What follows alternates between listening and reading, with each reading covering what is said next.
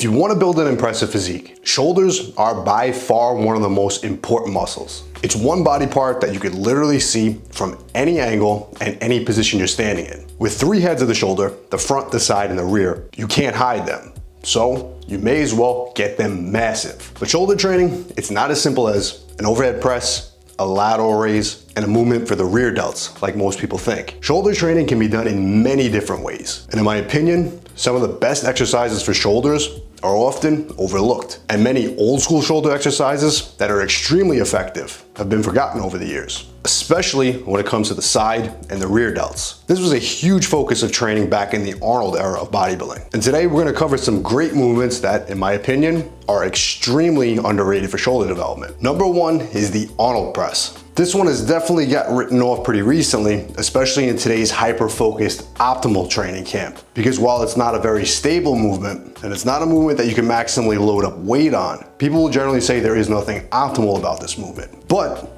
I'd like to challenge that idea. And it's a movement that you might actually want to include in your training routine for many different reasons. First, you essentially have a lateral raise on the bottom half of the movement and a press at the top half of the movement. While most people probably don't need any more front delt pressing in their routines, especially if they're already doing enough chest pressing or incline pressing. But almost everyone can use a little bit more side lateral delt work. And for those guys who need more side delts and have overpowering front delts, the Arnold raise is an excellent movement to get more side delts out of a pressing exercise. Not every movement that you do in your training routine should be optimal for one specific reason. But if you pick a few different exercises and pair them appropriately in a properly programmed training routine, your exercise selection is now no longer 1 + 1 + 1 = 3, but more like 1 + 1 + 1 = 6. Think about that for a second. With this movement, you're gonna start the exercise like a traditional overhead press, but with the palms facing in. This allows you to get a greater range of motion at the bottom, and it also pulls those elbows out in front of you. As you press the weight up, you're gonna rotate those hands forward like a traditional shoulder press, and simultaneously pull those elbows back out at the top. The key is to do this in one fluid motion. That weird 2-step press where you rotate first, then press up, that you see a lot of influencers do, that is not the Arnold press. That's the I'm confused press. With this exercise, it's one of the movements that I actually see some merit in, not necessarily locking out at the top. Cutting the range of motion slightly short to keep the tension on those delts. While this is a compound movement, it's not one that you're gonna wanna go super heavy on. The fact that we're doing a lateral raise and pressing, I'd lump this one more into a shoulder isolation category, rather than a big compound lift. Although, by definition, it is a compound movement. Let's focus on getting a massive amount of blood here and keep constant tension on those delts. Next exercise, behind the neck barbell press. This is one that I've changed my stance on over the years. At one point, this was personally on my list of exercises to completely avoid. In general, pressing behind the neck will place a bit more stress on those rotator cuffs. And as someone who has had issues in that department years ago, I always try to avoid exercises that potentially increase the injury risk of that area. However, there are many benefits that behind the neck press has to offer. And after experimenting with a bit more, my stance on the exercise is that it does have plenty of good application, but you must use this exercise properly. Or,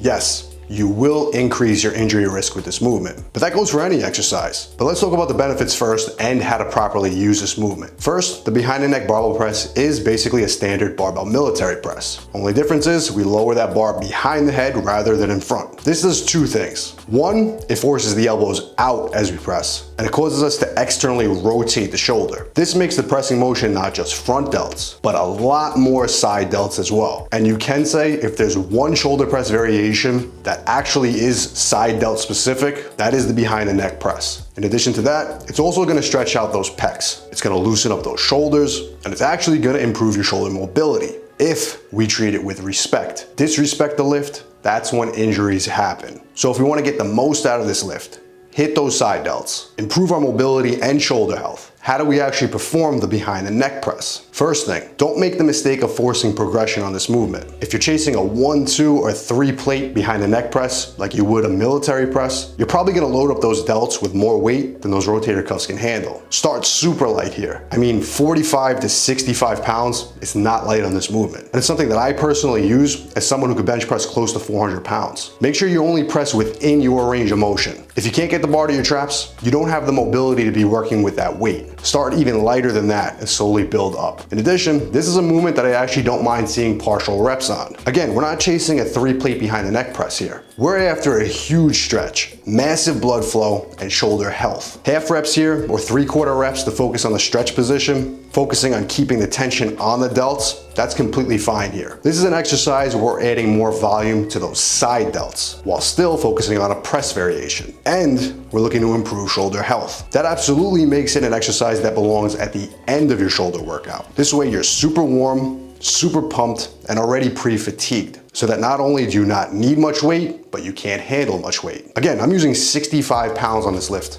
All right, last exercise for the day, lying side lateral raises. This one was a favorite of Serge Nubret. He used to do these laying on the floor. Arnold used to do them laying on an ab board. Personally, I'll do these on an incline bench, but any option where you get in the right position will work here. This movement is a lateral raise variation with a huge range of motion for the side and specifically the rear delts. By lying on your side and letting that dumbbell pull your arm all the way down, you're fully stretching those rear delts through its full range of motion. And you're also getting a huge contraction at the top of the lift here. I've seen a lot of guys trying to perform a similar lift on the reverse pec deck recently, using one arm to get a better range of motion. That movement is literally this exercise that's been around for decades. It's not a new movement at all, but doing it on a pec deck is just a new way of trying to reinvent the wheel. This exercise has to be done super strict, but if you do it correctly, it's gonna light up both those side and rear delts, making it an awesome lateral raise variation. And there you have it, 3 simple old school shoulder exercises. These were staples back in the 60s and 70s of bodybuilding.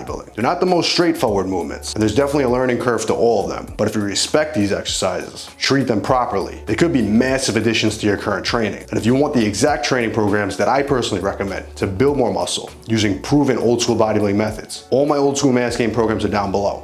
And as always, if you want to see more of the best original bodybuilding content just like this, make sure to hit subscribe.